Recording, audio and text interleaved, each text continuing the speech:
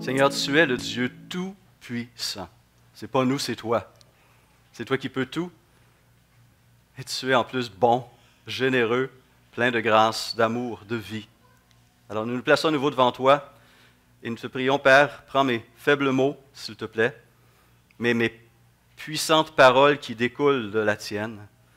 Et parle au cœur, s'il te plaît, encourage et édifie ton peuple par celle-ci. Amen.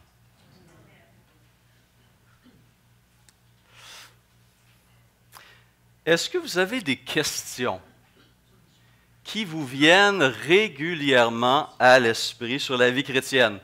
Le genre de questions qui dit, si mon pasteur était là, c'est certain que j'en profiterais pour lui en parler, pour lui la poser.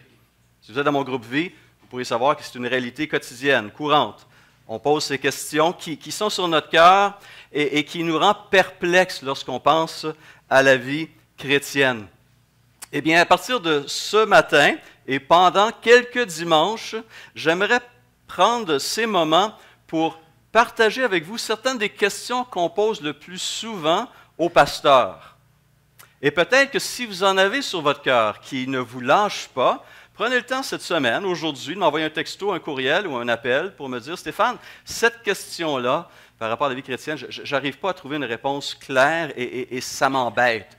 Qu'est-ce que la Bible dit? Et ça va me faire plaisir d'explorer avec vous ce genre de questions.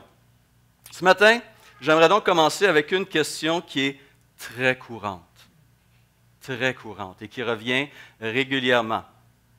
Pourquoi Dieu ne répond-il pas à toutes mes prières?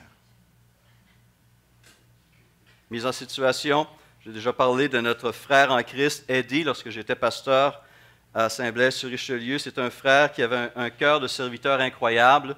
C'est un monsieur, une armoire à glace, mais avec un cœur d'ourson. Un homme très doux, très généreux avec son temps, avec ses talents. Un homme qui était très apprécié, un père de famille, mari. Et un jour, il a été diagnostiqué avec un cancer. Et l'Église s'est mise à prier pour lui et a demandé, avec foi, avec conviction, la guérison de notre frère. Il n'a pas connu cette guérison. Le Seigneur l'a rappelé à lui et j'ai dû faire le service funèbre de ce frère. Pourquoi notre prière est-elle demeurée sans réponse? Ou peut-être que vous êtes dans une entreprise déjà depuis un certain temps. Un poste vient de se libérer, un poste pour lequel vous vous sentez pleinement qualifié, un poste que vous convoitez dans le bon sens du mot, un poste qui pourrait faire une différence et vous vous sentez appelé à appliquer pour ce poste-là et vous croyez que vous pourriez être une bénédiction de Dieu à travers ces nouvelles responsabilités. Alors vous déposez votre candidature, vous priez et votre patron choisit quelqu'un à l'extérieur de la firme et passe par-dessus vous. Pourquoi votre prière est-elle demeurée sans réponse? Alors, une sœur a égaré sa bague de mariage, son alliance. Elle a passé des heures et des heures à fouiller du grenier au sous-sol pour trouver cette belle bague. Elle ne la trouve pas. Elle remet cette situation au Seigneur. Cette bague est importante. Elle lui demande de la faire ressortir et au bout d'une semaine, la bague continue à briller par son absence. Une autre prière restée sans réponse. Et je suis certain que vous pourriez ajouter, vous aussi, plusieurs exemples dans votre propre marche chrétienne de prières qui étaient importantes pour vous, que vous avez adressées avec persévérance, avec conviction, avec l'assurance que Dieu peut répondre. Et peut-être vous avez même cité un exemple biblique qui est en rapport avec le vôtre. Et si Dieu a fait ça, il est capable de le faire pour moi aussi. Et il ne l'a pas fait. Pourtant, nous savons que Dieu entend nos prières. Nous croyons que Dieu peut répondre à nos prières. Il a démontré dans le passé, dans le présent, il peut guérir. Il peut bénir. Il peut nous aider à trouver ce que nous perdons. Il peut faire plein de choses. Mais il semble qu'un nombre non négligeable de nos prières demeure sans réponse. Pourquoi? Alors, il faut reconnaître que c'est un problème réel, très réel, pour chacun d'entre nous. C.S. Lewis a fait cette déclaration très, très pertinente. Chaque guerre, chaque famine, chaque épidémie, presque chaque décès est un monument à une requête de prière non exaucée. On comprend ce qu'il dit. On comprend bien. Il n'y a pas de réponse facile, je le répète, il n'y a pas de réponse facile à cette réalité de la vie chrétienne. Parce qu'en même temps, d'un côté, on a des promesses abondantes, nombreuses dans les Écritures éclaires. Ce matin, j'aimerais tout simplement vous en lire une qui est tirée de l'Évangile de Matthieu au chapitre 7 et qui nous vient du Seigneur, qui dit ceci, au verset 7 de Matthieu 7. « Demandez, demandez, et l'on vous donnera. Cherchez, et vous trouverez. Frappez, et l'on vous ouvrira. En effet, toute personne qui demande reçoit, celui qui cherche trouve, et on ouvre, à celui qui frappe. Qui parmi vous donnera une pierre à son fils s'il lui demande du pain? Ou s'il demande un poisson, lui donnera-t-il un serpent? Si donc, méchant comme vous l'êtes, vous savez donner de bonnes choses à vos enfants, votre Père céleste donnera d'autant plus volontiers de bonnes choses à tous ceux qui les lui demandent. Pourtant, les textes sont là. Mais l'expérience aussi démontre que ce ne sont pas toutes nos prières qui sont exaucées. Il y a donc des éléments en jeu, il faut l'avouer dès maintenant, qui nous échappent complètement. Il se passe des choses dans le monde spirituel, dans ma vie, dans la volonté de Dieu, que je ne peux saisir encore pleinement aujourd'hui. Et que je ne saisirai pas tant aussi longtemps que je demeure dans ce côté-ci de l'éternité. Actuellement, je ne comprends qu'en partie, je ne vois qu'en partie. Et je reprends ici la parole de Paul à 1 Corinthiens 13, 12. Aujourd'hui, nous voyons au moyen d'un miroir d'une manière peu claire. Mais alors, nous verrons face à face. Aujourd'hui, je connais partiellement, mais alors, je connaîtrai complètement. Tout comme j'ai été connu. Déjà 8 siècles auparavant, Dieu avait parlé à travers le prophète Ésaïe. Il avait souligné cette distance incroyable entre la pensée de Dieu, n'est-ce pas, et la pensée de l'homme.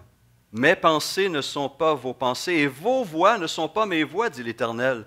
Autant les cieux sont élevés au-dessus de la terre, autant mes voix sont élevées au-dessus de vos voix et mes pensées au-dessus de vos pensées. Alors, on peut comprendre ça, hein, quand même. Dieu infini, Dieu tout-puissant, créature limitée, faible, ignorante. Mais je n'ai même pas besoin de m'opposer à mon Créateur pour comprendre ce dilemme. Je n'ai qu'à me comparer à vous, ou à vous nous comparer les uns aux autres. Mes pensées ne sont pas vos pensées. Mes prières ne sont pas nécessairement vos prières. Combien ont commencé les vacances cette semaine? Personne? Ah, une seule personne en vacances cette semaine, mon frère. Tu es béni, hein? Ou les autres ont tous eu leurs vacances? Hein? Pas des vraies vacances. Hein? Je te connais, Richard. Ça ne me surprend pas. Mais quand on commence nos vacances, bien souvent, qu'est-ce qu'on demande? Seigneur, s'il te plaît, on aimerait ça avoir une belle semaine, beau soleil, chaleur, pas de pluie, n'est-ce pas? Est-ce qu'on a eu ça? On a une belle semaine, n'est-ce pas? Mais je sais qu'aujourd'hui même, j'ai des amis fermiers chrétiens qui doivent certainement prier, eux, pour de la pluie. Alors le Seigneur reçoit une demande pour le soleil, puis il reçoit une demande pour la pluie. Qu'est-ce qu'il fait avec ça? Mes prières ne sont pas vos prières, nécessairement. Hein? Et Dieu doit gérer ces nombreuses requêtes, parfois contradictoires. Mais il y a d'autres choses qui me rendent perplexe. Peut-être pas vous, mais moi, ça me rend perplexe. Le Notre Père. Jésus nous enseigne à prier que ton règne vienne sur la terre, comme au ciel. Et l'Église de Christ, dès le 1er siècle, en a fait une prière, en a fait un cri, Maranatha, qui veut dire Seigneur, viens. Je prie cette prière, et je suis certain que vous l'avez priée à maintes reprises, mais ça fait 2000 ans qu'on l'a prie. Ça fait 2000 ans qu'on attend. Mais dès le premier siècle, l'apôtre Pierre s'est senti obligé d'apporter quelques précisions. Et il l'a fait dans sa dernière lettre inspirée en 2 Pierre, chapitre 3. Et il prend l'exemple de ces hommes qui se moquaient justement de la parole de Dieu et des paroles, les promesses de Dieu. Il dit ceci dans 2 Pierre 3. « Sachez avant tout que dans les derniers jours viendront des moqueurs pleins de railleries. Ces hommes vivront en suivant leurs propres désirs et diront « Où est la promesse de son retour? » En effet, depuis que nos ancêtres sont morts, tout reste dans le même état qu'au début de la création. Fin de la citation de ces moqueurs. Pierre ajoute, « Mais s'il y a une chose, bien-aimés, que vous ne devez pas oublier, c'est qu'aux yeux du Seigneur, un jour est comme 1000 ans, et 1000 ans sont comme un jour. Le Seigneur ne tarde pas dans l'accomplissement de la promesse, comme quelques-uns le croient, mais il use de patience envers vous, ne voulant pas qu'aucun périsse, mais que tous arrivent à la repentance. » Ce texte-là et ce Notre Père et ces requêtes que nous adressons au Seigneur, ces exemples nous font réaliser que plusieurs de nos prières ne seront pas exaucées de notre vivant, mais peut-être bien après notre mort. Et dans le cas de cette prière, Maranatha, des siècles plus tard, elles seront exaucées au moment et à la manière dont Dieu aura déterminé, et non à la manière et au moment que nous aimerions la voir se réaliser.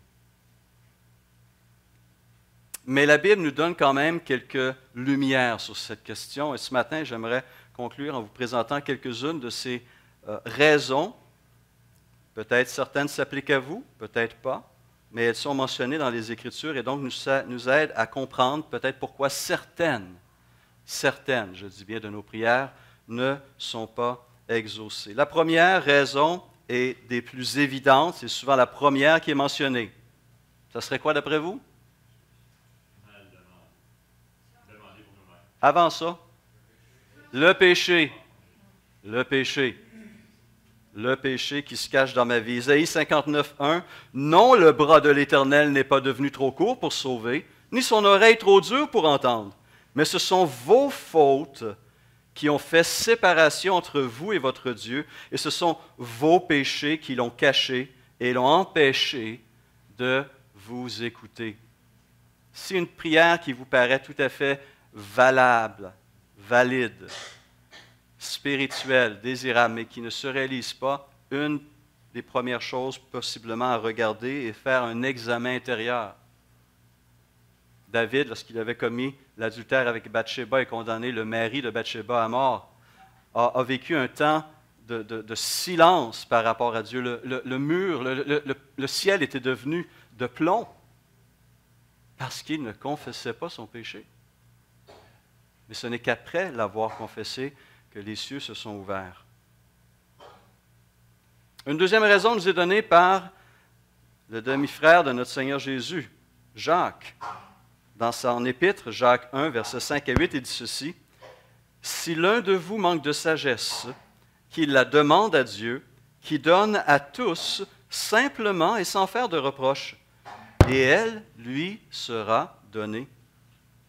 Mais qu'il la demande avec foi, sans douter, car celui qui doute ressemble aux vagues de la mer que le vent souffle et agite de tous côtés. Qu'un tel homme ne s'imagine pas qu'il recevra quelque chose du Seigneur. C'est un homme partagé, instable dans toute sa conduite. » Parfois, à cause d'une foi faible ou instable, il peut arriver que nos prières ne soient pas assez ambitieuses ou manquent de conviction. Ou peut-être qu'on ne demande pas réellement ce dont on a besoin. Un épisode dans la vie du prophète Élisée vient illustrer ces propos-là. Élisée est sur son lit de mort. ce successeur du grand prophète Élie qui a vu plein de miracles, est à son tour appelé auprès du Seigneur. Et le roi d'Israël, Joas, va le voir et pleure sur lui. Élisée aussi avait été une bénédiction pour la nation, et voilà, de perdre un père spirituel attriste ce roi Joas. Et alors qu'il visite Élisée, Élisée lui dit ceci: « Prends un arc et des flèches. » Joas prit un arc et des flèches. Puis Élisée dit au roi: « Bande l'arc avec ta main. » Et quand il l'eut bandé de sa main, Élisée mit ses mains sur les mains du roi et il dit: « Ouvre la fenêtre à l'Orient. » Et il l'ouvrit. Élisée dit: « Tire. » Et il tira. Élisée dit: « C'est une flèche de délivrance de la part de l'Éternel, une flèche de délivrance contre les Syriens. Tu battras les Syriens à Aphek jusqu'à leur extermination. » Il y a une promesse qui était donnée ici de la part de Dieu à travers Élisée à Joas, une victoire sur leur ennemi. Mais ça se poursuit. Élisée dit encore: « Prends les flèches. » Et il les prit. Élisée dit au roi d'Israël: « Frappe contre terre. » Et il frappa 3 fois et s'arrêta. L'homme de Dieu s'irrita contre lui et dit: « Il fallait frapper 5 ou 6 fois. Alors tu aurais battu les Syriens jusqu'à leur extermination. Maintenant tu les battras 3 fois seulement. » Il a fait ce qu'on lui demandait, mais il manquait d'ambition. Son geste démontrait un manque de conviction. Le doute peut s'installer aussi à travers des attentes limitées. Des fois, dans notre tête, on commence une prière: « Oui, je sais que le Seigneur peut l'exaucer, mais... » Hein? On parlait de « mais » tantôt. On en a beaucoup des « mais » hein? Dans nos discours ou dans nos prières. Ou comme avec cette prière que nous élevons: « Maranatha, que ton règne vienne, Seigneur, que tu viennes », on cherche parfois à décider à la place de Dieu du quand et du comment. Bien sûr, on est tous sages et intelligents, et on sait comment Dieu doit faire les choses, n'est-ce pas? On va lui donner quelques conseils. Et de cette manière-là, on fait fi de sa souveraineté. Parfois, on demande dans l'autre sens, n'est-ce pas? Il faut qu'il y ait un miracle. Hein? Il faut que Dieu manifeste sa puissance d'une manière miraculeuse. Je suis sans emploi, mon compte en banque se vide rapidement, mon frigo suit son cours aussi. Mais par ailleurs, j'ai vu dans la Bible que Dieu a donné pendant 40 ans de la manne au désert à Israël. J'ai vu qu'il a nourri à travers des corbeaux Élie le prophète.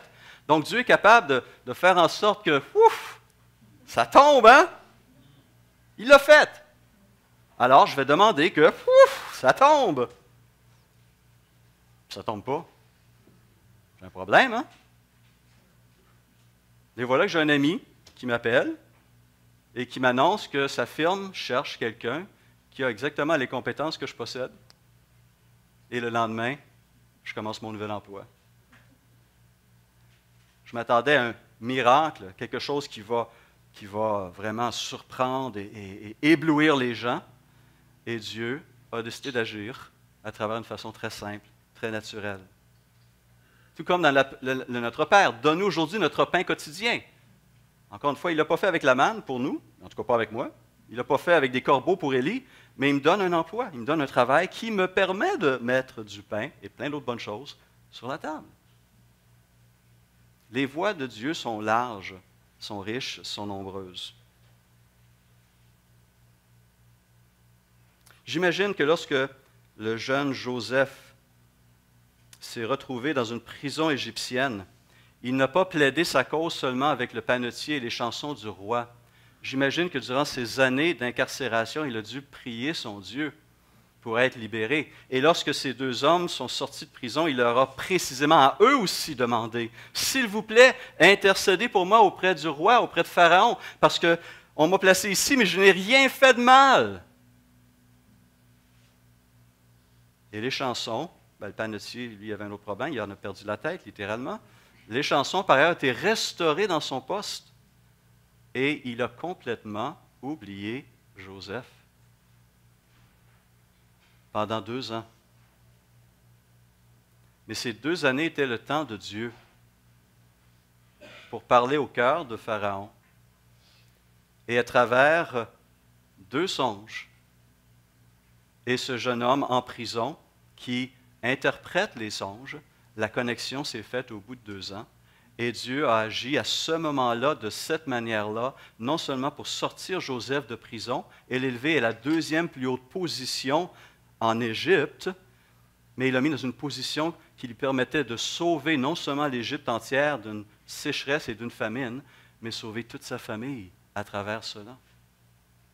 Alors certainement, il aurait voulu sortir de prison 2 ans plus tôt, ou même des années plus tôt. Mais Dieu avait un plan qui passait à travers lui, qui nécessitait ces années de plus, afin d'apporter une bénédiction encore plus grande, plus riche et plus durable.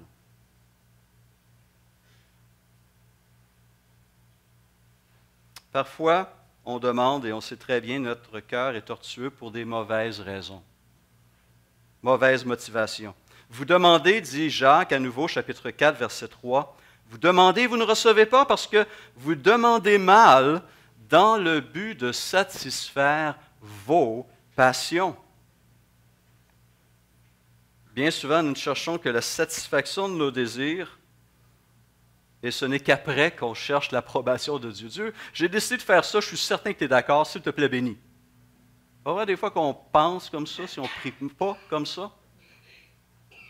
On savait ce que Dieu allait dire, donc on l'a fait, et puis il va bénir, n'est-ce pas, Seigneur? Non, ça ne marche pas toujours comme ça. 1 Jean 3, 21 nous rappelle certaines conditions essentielles pour l'exaucement de nos prières. L'apôtre Jean dit ceci, bien-aimés, si notre cœur ne nous condamne pas, nous avons de l'assurance devant Dieu. Quoi que nous demandions, nous le recevons de lui parce que nous gardons ses commandements et faisons ce qui lui est agréable. 3 conditions. Notre cœur qui ne nous condamne pas, qui est pur, qui intègre, les raisons, les motivations sont saines, parce que nous sommes fidèles, obéissants, et parce que nous cherchons ce qui lui est agréable. Oh! Pas ce qui m'est agréable, ce qui lui est agréable. Et parfois, certaines choses qui lui sont agréables ne le seront pas nécessairement pour moi, mais vont bénir grandement. Grandement. Un autre obstacle, très courant, une relation interpersonnelle malsaine, déséquilibrée.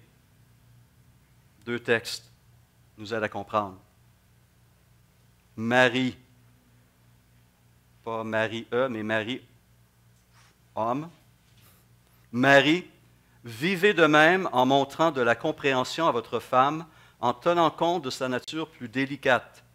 Montrez-lui de l'estime, car elle doit hériter avec vous de la grâce de la vie. Agissez ainsi, écrit Pierre en 1 Pierre 3, 7, agissez ainsi afin que rien ne fasse obstacle à vos prières. Très intéressant. La relation que j'ai avec mon épouse, la relation qu'une épouse a avec son mari, va avoir un impact sur sa vie de prière. Ça, c'est un peu le côté face de la médaille. Le côté pile, c'est Matthieu 18, 19. Je vous dis encore que si 2 d'entre vous s'accordent sur la terre pour demander quoi que ce soit, cela leur sera accordé par mon Père céleste. Un commentateur a fait la remarque suivante. Nous avons donc la promesse impliquée dans Matthieu 18, 19 que le mari et la femme constituent la plus petite Église, un lieu où le Christ peut être présent. Par conséquent, les prières faites dans l'unité avec lui sont exaucées. D'un autre côté, ajoute ce même commentateur, s'ils sont devenus étrangers l'un à l'autre, et particulièrement lorsque le plus fort opprime le plus faible, aucune prière ne sera entendue. Si je n'arrive pas à m'accorder avec ma femme, qui est aussi co-héritière des bénédictions de Dieu, co-héritière en Christ, comment je peux demander à Dieu de s'accorder avec moi ou comment puis-je m'accorder avec Dieu? Pourquoi devrais-je m'attendre à ce que Dieu m'écoute quand moi, je n'écoute pas? On voit que pour Dieu, les relations interpersonnelles, les relations horizontales sont tout aussi importantes que les relations verticales, nous, avec lui. Un autre exemple qui me frappe, et il y en a plusieurs, mais celui-là particulièrement, Matthieu 5, 23. Si tu présentes ton offrande vers l'autel et que là tu te souviennes que ton frère a quelque chose contre toi, laisse ton offrande devant l'autel et va d'abord te réconcilier avec ton frère, puis viens présenter ton offrande. Christ est en train de dire ici que Dieu préfère qu'on mette notre culte d'adoration en pause pour aller régler une relation qui est brisée et qu'ensuite on puisse revenir et poursuivre le culte qu'on veut lui rendre. C'est fort. Vous ne trouvez pas?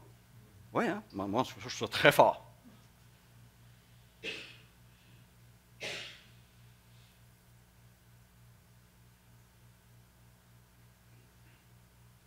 Une autre raison pourquoi parfois Dieu n'exauce pas, c'est que l'exaucement de ma requête ferait plus de tort que de bien. Me ferait plus de tort que de bien ou ferait plus de tort que de bien à d'autres. On a lu tantôt Matthieu 7. Qui parmi vous donnera une pierre à son fils s'il lui demande du pain, ou s'il demande un poisson, lui donnera-t-il un serpent? Si donc, mauvais comme vous l'êtes, vous savez donner de bonnes choses à vos enfants, votre Père céleste donnera d'autant plus volontiers de bonnes choses à ceux qui les lui demandent. Le problème, il y a un petit hic, c'est qu'on pense toujours que ce qu'on demande, c'est du pain. Mais parfois, on demande des pierres. On pense parfois qu'on demande du poisson, mais en fait, ce qu'on demande, c'est un serpent, une vipère. Rappelez-vous peut-être au début de votre marche chrétienne, peut-être il n'y a pas si longtemps, une prière que vous avez adressée à Dieu, vous avez demandé quelque chose de très précis et vous étiez convaincu à ce moment-là, c'est ça qu'il vous fallait pour découvrir quelques jours, quelques semaines, quelques mois plus tard pour dire « Wow, heureusement que le Seigneur n'a pas exaucé ma prière. Heureusement. » Dans quelle situation je me serais placé? Dieu comprend ces choses. Christ comprend ces choses. Et nous avons de la difficulté à le comprendre encore. Deux exemples. La mère des fils de Zébédée s'approcha de Jésus avec ses fils et se prosterna pour lui faire une demande. Il lui dit, « Que veux-tu? Ordonne, lui dit-elle, que dans ton royaume mes deux fils que voici soient assis l'un à ta droite et l'autre à ta gauche. » Ambitieuse, hein, la maman? La réponse de Jésus, « Vous ne savez pas ce que vous demandez. Vous ne comprenez pas les implications. » Ou encore, Jésus est sur le chemin qui mène à Jérusalem. Dans quelques jours, il va arriver là-bas et il va être arrêté, condamné à mort et crucifié. C'est son dernier voyage. Et en cours de route, il doit passer par une zone habitée par des Samaritains. Et certains villages refusent d'accueillir Jésus et ses disciples parce qu'ils savent qu'ils s'en vont à Jérusalem pour une fête. Quelle est la réponse de Jacques et de Jean?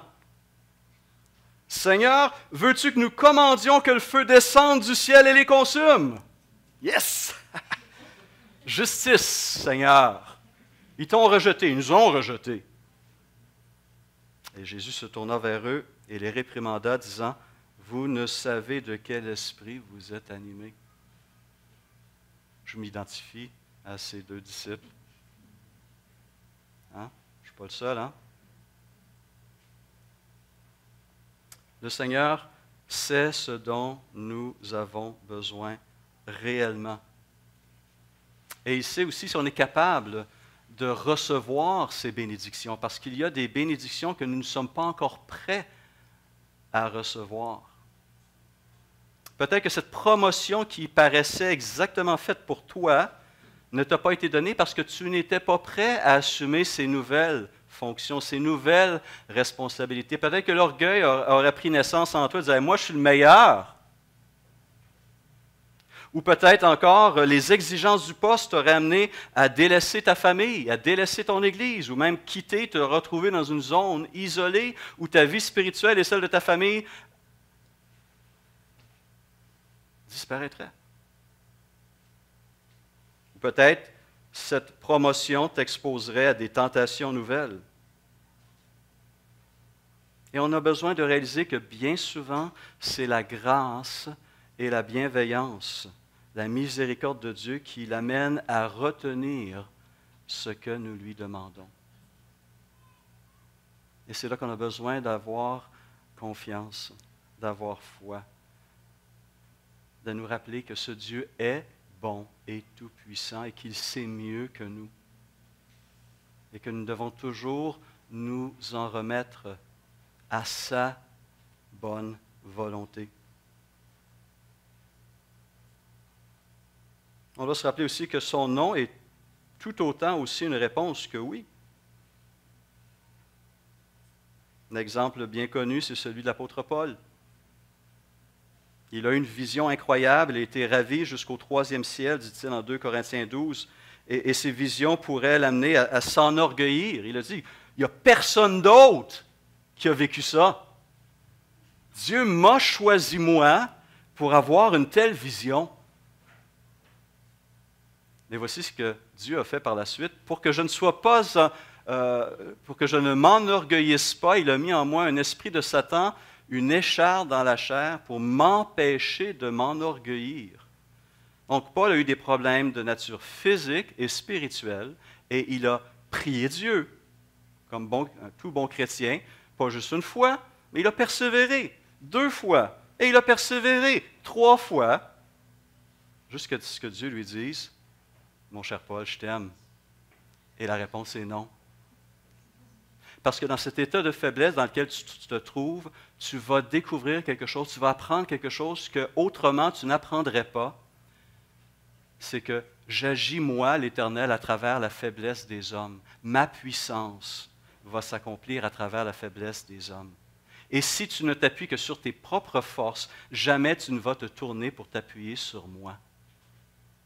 Et pensez-y, si Paul n'avait pas réalisé cette leçon-là, on n'aurait peut-être pas le livre des Actes, on n'aurait peut-être pas toutes ces épîtres pour nous parler des succès spirituels, de l'impact missionnaire de ce serviteur de Dieu qui, par la suite, a compris et même a célébré cette faiblesse qu'il vivait parce qu'il savait qu'à travers elle, Dieu allait agir. Quand la faiblesse est force, quand force est faiblesse, c'est un paradoxe, n'est-ce pas? Mais ultimement, nous sommes confrontés à un choix qui est clair, comme le souligne encore une fois le Notre Père. Allons-nous prier sincèrement, honnêtement et humblement que ta volonté soit faite. Non pas que ma volonté soit faite, non pas que mes désirs soient comblés coûte que coûte. Ou allons-nous prier comme notre propre Seigneur? À un moment, il a connu l'angoisse la plus forte de sa vie. Il voyait la croix, l'ombre de la croix qui se projetait sur lui, sur le jardin de Gethsémani. Il suait du sang. Il était dans une angoisse terrible. Et il a demandé, « Père, si c'est possible, éloigne de moi cette coupe. » C'est tout à fait naturel, normal de faire une telle prière. Qui veut vivre la croix? Et plus encore pour lui, le rejet, la condamnation, le poids des péchés. Mais il n'est pas arrêté là. Sa requête ne s'est pas arrêtée là. Toutefois, non pas ce que je veux, mais ce que tu veux, a conclu Jésus. Et nos prières doivent toujours, explicitement ou implicitement, se terminer avec ces paroles. Seigneur, je te présente toutes ces requêtes, tous ces besoins pour moi, pour ma famille, pour mes bien-aimés, ma communauté, mon pays, mon monde. Seigneur, je crois que ces choses sont bonnes, mais ultimement, ce que je veux, c'est que ta volonté se fasse. Parce qu'elle est bonne, elle est vraie et elle est juste.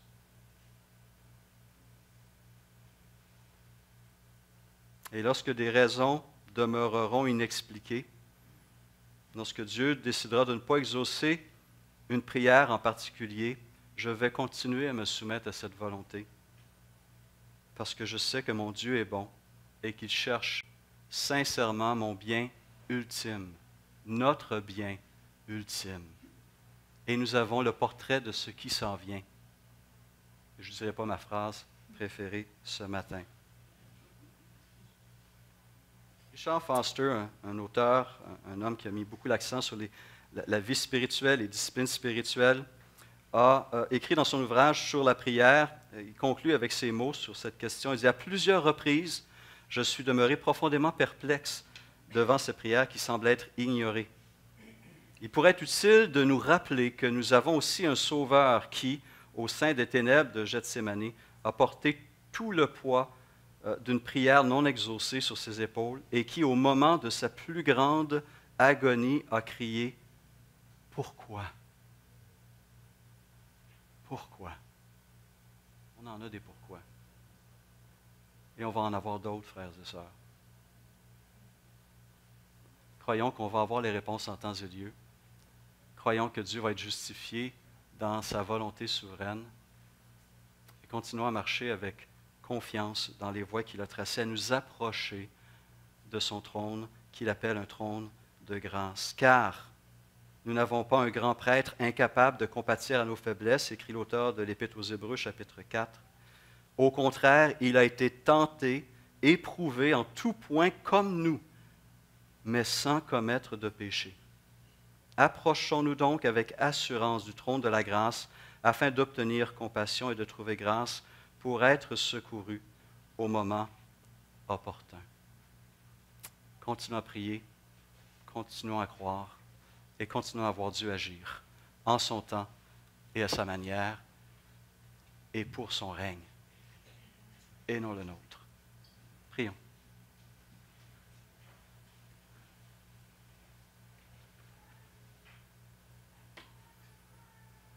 Seigneur, on te remercie pour ces quelques réponses que tu nous donnes dans ta parole sur une question qui est difficile.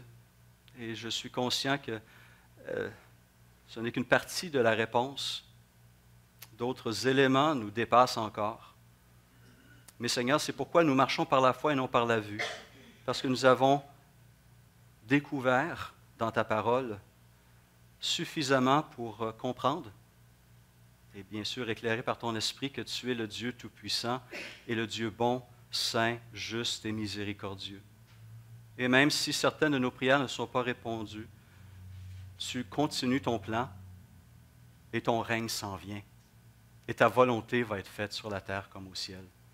Et tu seras avec nous et nous serons avec toi pour régner au siècle des siècles dans la gloire, dans la paix, dans la santé, dans la liberté, dans l'amour. Alors ce matin, Père, nous te demandons ta force pour nous lever, pour retourner dans nos maisons, dans nos lieux de travail, auprès des nôtres, et pour briller pour toi, avec assurance, avec confiance, et toujours en venant à toi avec nos besoins, nos désirs, mais surtout, d'abord et avant tout, le désir de faire ta volonté. Merci de nous diriger par ton esprit et par ta parole. Que ta bonne main repose sur chacun de mes frères et de mes sœurs, ici ce matin et au courant de toute cette semaine. Amen.